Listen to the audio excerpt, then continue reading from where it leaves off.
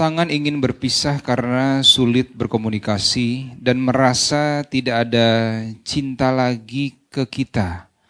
Sementara kita sudah berusaha keras untuk berubah sesuai keinginannya, tapi tetap dianggap salah di matanya. Memang di awal pernikahan kita sadar kalau kita keras, dan saat ini kita menyesali itu. Tapi setelah kita mulai sadar, pasangan sudah mati rasa.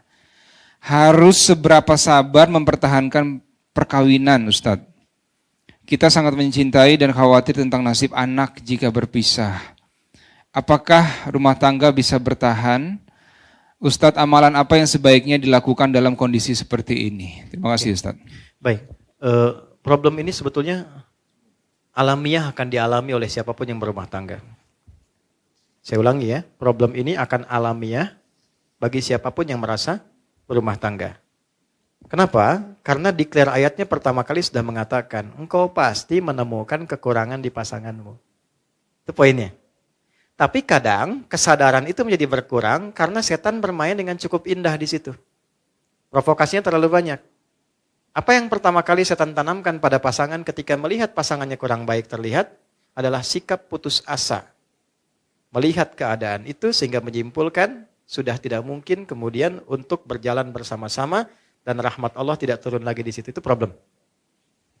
Maka bagaimana kemudian menguji itu semua? Ada dua timbangannya. Pertama, lihat baik-baik pada konteksnya. Satu, konteks perbedaan apa yang muncul di antara keduanya itu? Apakah sikap atau perbuatan maksiat? Gitu. Bedakan. Secara fikih nanti berbeda hukumnya. Misal, kalau sikapnya mengarah pada perbuatan maksiat.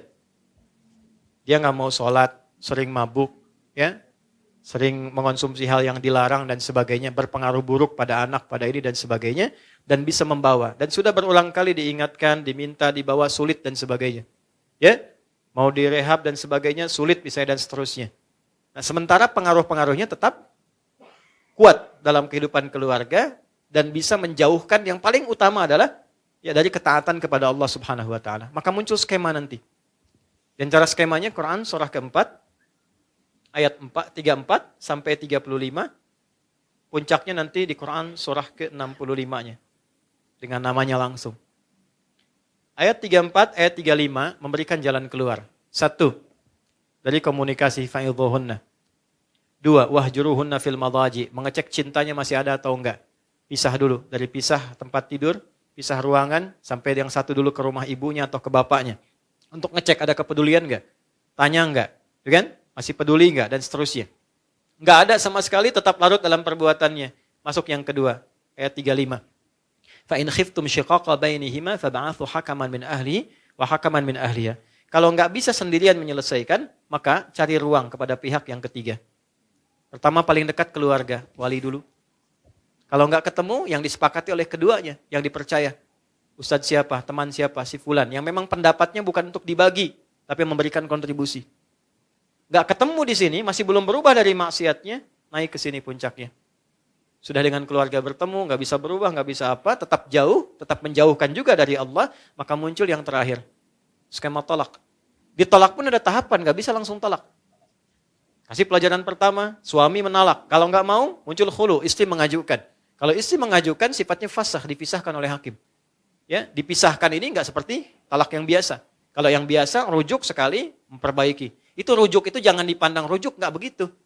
Ya, 3 kali suci itu diberi jeda supaya berpikir. Jadi spirit tolak awalnya bukan memisahkan, awalnya menyatukan. Sehingga diberi jeda. Coba 3 kali suci, berpikir enggak, berpikir enggak, berpikir enggak. Awalnya tolak itu turun untuk menyatukan, bukan memisahkan. Tapi ketika ini bengal tidak berubah misalnya, tetap dalam konteks maksiatnya, maka muncullah perpisahan. Ya. Itu pun masih mau dirujuk apa enggak? Kalau enggak ya sudah, kalau yang perempuannya nikah lagi selesai. Kecuali ini selesai, nyambung lagi. Ini dalam konteks maksiat. Tapi dalam konteks perilaku yang bukan maksiat. Misal, karakter. Keras. Ya kan? Macam-macam lah, silahkan keluarkan karakter. 1, 2, 3, 4, 5, dan seterusnya. Sepanjang itu karakter, maka balik ke ayat tadi. Aku pasangkan, kata Allah, dia dengan karakternya kepadamu, karena hanya engkau yang bisa mendulang pahala dari sifat kurangnya, untuk mengeluarkan sifat baikmu. Salahnya ada di situ. Kan pengen surga, pengen baik, pengen mulia. Tapi bukan berarti terus-terusan begitu, bukan. Nanti ada jalannya. Ada jalannya. Maka yang pertama apa yang harus dilakukan? Satu, serahkan dulu kepada Allah dengan menerima. Ya Allah, terima kasih Engkau kirimkan dia untukku. Ya kan? Bukan yang lainnya. Untuk meningkatkan sisi-sisi positif yang mungkin aku bisa tampilkan dalam kehidupan. 1 poin. 2, saya agak cepat. Minta sama Allah, doa. Ya Allah, Engkau kirimkan dia kepada aku bukan pada yang lain. Dan Engkau janjikan dalam keberpasangan ini untuk saling menyempurnakan. Mohon turunkan sifat kerasnya menjadi lemah lembut. Bagaimana cara melakukannya? Ya, gak usah di depannya. Kok keras amat sih? Kenapa harus begitu sih? Capek begitu. Bangun malam, sholat. Di sampingnya. Minta sama Allah. Habis sholat minta sama Allah. Jaharkan aja. Nangis gak apa-apa. Ya Allah, terima kasih Engkau kirimkan suami kepada aku. Dia memberikan kebutuhanku, duniaku. Semua tercukupi baik untuk anak-anak sebagainya. Cuma mohon ya Allah. Engkau yang maha lembut. Lembutkan dia ya Allah. Sebagaimana ibuku bersikap lembut kepadaku. Ayahku gak pernah menyakitiku. Lembutkan dia ya Allah. Berikan kesabaran kepadaku untuk menerima ia menjadi lebih lembut dalam kebaikanmu. Minta kan. Hari pertama, hari kedua. Dan kalimat Qurannya jelas. Jangan pernah ada rasa putus asa untuk meminta. Gitu. Hari pertama, mungkin masih tidur. Hari kedua, mungkin dia dengar tapi masih tidur. Hari ketiga, mungkin dia bisa datang memeluk Anda dan minta maaf pada Anda. Ketika ada makhluk yang sulit ditaklukkan dengan makhluk lagi, minta kepada Khalik untuk melembutkan dan menaklukkannya. Itu sudah ditempuh atau belum? Ya kan? 3. Pelan-pelan. Datangi pasangan. Tapi bukan untuk mencari kekurangan. Minta maaf kepadanya. Satu aja dulu. Dan gak usah gengsi. Aku minta maaf. Kalau dengan semua apa yang aku berikan saat ini, belum bisa membuat engkau misalnya menjadi lebih baik, menjadi lebih nyaman dengan saya, menjadi lebih enak dengan saya minta maaf. Kalau saya belum sabar, belum baik, belum ini. Tolong tunjukkan saya bagaimana mesti bersikap. Minimal turunkan dulu tensinya. Setidaknya ada rasa maaf yang turun.